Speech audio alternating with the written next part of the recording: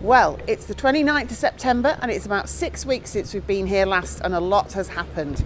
First of all, as you can see, there's this gorgeous green grass which is looking absolutely beautiful, and the most exciting, there seems to be some activity going on at the far end.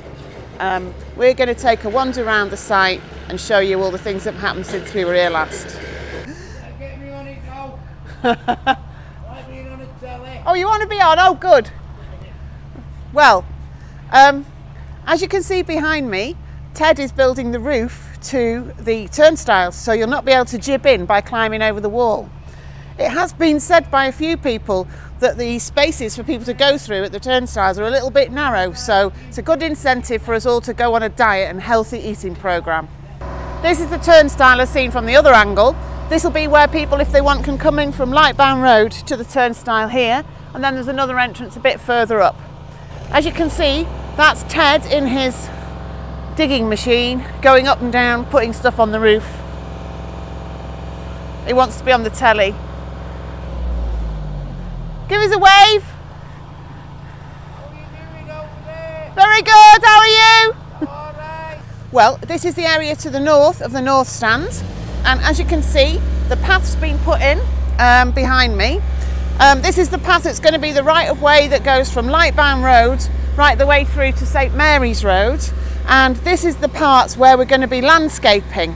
Right, well, I've got Graham with me, and Graham's been volunteering to look after the pitch, this pitch and the other pitches. So how's it been going?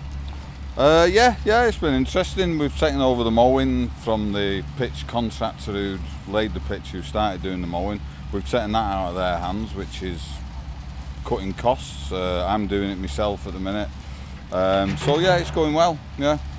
We just saw some really nice looking green and gold lawnmowers arrive. That's right. Should they make it easier? Yeah, for sure. Yeah, we've got a really good lawnmower on loan from a local machinery supplier who've given us a demonstrator model, and we're hoping to invest in something similar ourselves because they're a very, very good piece of equipment. Yeah. Okay. And you've been involved with the Diggers project. How's that going? Yes, yeah, we've been doing a lot inside and outside the ground. We've been doing the digging out the ponds that people have probably seen on other videos that you have done, and that's facilitated the drainage of the community fields or Ronald Johnson playing fields. So that was a good thing, as well as improving our pitches. We're putting a little bit into the surrounding and hopefully getting Moston people on side as well. So yeah, that's going well. Yeah. There's been a lot of friendly dog walkers actually while we've been doing it. Yes, Hasn't there? Yeah, there has.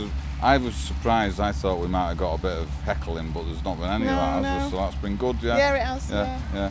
Okay, and then once we're actually playing on the pitch, do you need any help with looking after? Do you think we'll need any help with looking after the pitch from volunteers? Yeah, I do. I mean, I've talked about this with Andy Walsh and Dave Payne, that I think we will need a kind of rota of people who are prepared to put the name forward, and if needed, maybe on a match day. I mean, we see at other grounds that we play at, after pitch is wet and it's cutting up, we'll need a few people who will come on at half time and do the old groundsman stomping the divots back in. So yeah, we'll be looking for hopefully people from our diggers group and beyond, whoever's prepared to.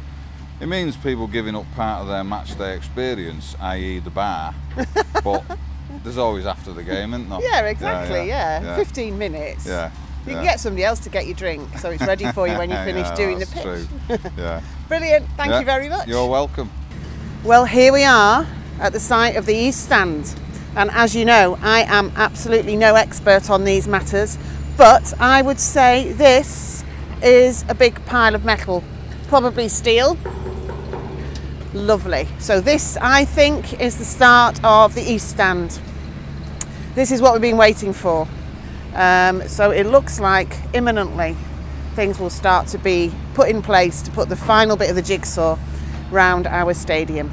Here we are at the St Mary's Road end of the stadium, behind what's going to be the East Stand, and as you can see, there's lots of work going on here. They seem to be building what's going to be the car park at the St Mary's Road end of the stadium. So Steve is the assistant site manager, and we've spoken to Steve before, but we want some expert opinion about what's happening with the East Stand. So it looks as if it's about to start. Yeah, it's all ready to kick off. The steel, a lot of it has arrived. We're still waiting for the next delivery. We've not got a lot of space to land the steel before it goes up, so we're trying to fit everything into a tight spot, and then once the first thing that has to happen with it is the foundations are already in. Yeah. They have to then drill the bolts, which the steel will stand on, and then once the bolts are drilled, the steel will be put in place with a crane, and then they'll be bolted down, and then it'll be like a Meccano set. Then it'll just start to appear. Fantastic, yeah. And I suppose it's trickier now, isn't it? Because the pitch is here, so you can't actually go on that side of it at all. You've got to do it all from the back. Yeah. So before we had quite a big landing area where we could rest the steel, because obviously when it's laid down, it takes up quite a lot of room. But now that the pitch is in, it's like sacrament, so nobody's allowed near it. No. So we can't go on the pitch now. Yeah, I mean, and the pitch looks gorgeous. It does, yeah. Really nice. It's been amazing to watch it come together. And I suppose once the steel goes up, then it brings in all the other trades to sort of get their parts done, does it? Does that happen straight away, or? Yeah, pretty much. That's right. Yeah. As soon as the steel goes up, then we've got chance for because obviously it'll be up, there'll be a lot more room, so it means the trades will be able to get in with like the cherry pickers to get the cladding the roof on. The bricklayers will be able to get the block work in along the stand, and then once that's in, they'll start putting all the electrics which will run through the stand to do with the speakers, the PA system, things like that. And we've also got the time-lapse camera on there, which is picking everything up. Is it a photograph every 15 minutes or so? Is it right? Okay, so if we stand here for 15 minutes, we might be on it. Yeah, we might get a couple of us. Very good. Yeah. And I mean, I noticed that the corners are getting filled in. They're putting the turnstiles in. Yeah. So really, once that last stand is in, it's going to feel more or less finished. Yeah, because we'll be surrounded on all sides then. We've just got the turnstile at this corner. There's one to finish off in the southeast corner. The northeast corner, as you can see now, has got bricklayers working on it. Yeah. That corner, all the block work is finished. Yeah. So it really is starting to come together. Yeah.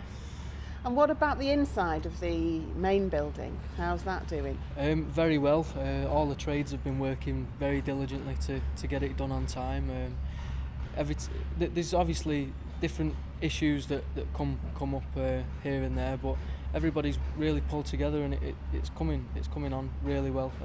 It looks a lot better now. We've got all the glass that's going in. Yeah. So it's like the finishing touches now, if you like. Yeah, it starts to look like a proper building, doesn't it, once you've got your glass in? It'll really start to come together now. Yeah, fantastic. Really nice black bricks, nice windows, and beautiful rendering that's been put on the front. That's just been rendered up the front there, so it's starting to look like a finished building.